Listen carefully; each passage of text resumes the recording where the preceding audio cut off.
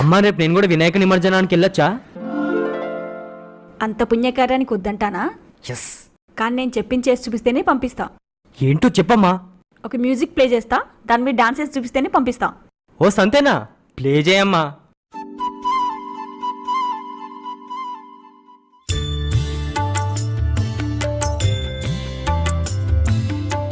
ఏంటమ్మా జోకా? డాన్స్కి ఈ మ్యూజిక్ ఏంటి? సెట్ అవ్వదు కదా. దేవుడి నిమజ్జనానికి కూడా అర్థం లేని సినిమా పాటలు, అడ్డమైన డీజే మ్యూజిక్ సెట్ అవ్వదు. తాగి వెకిలి చేష్టలతో నిమజ్జనం చేయడం కూడా ఇంకా పెద్ద పాపం. నువ్వు నిమజ్జనానికి వెళ్ళు, నీ మీద నాకు నమ్మకం ఉంది. కానీ సాంప్రదాయంగా భక్తి భజనతో చేసే గ్రూప్తో మాత్రమే వెళ్ళు. సరే అమ్మా.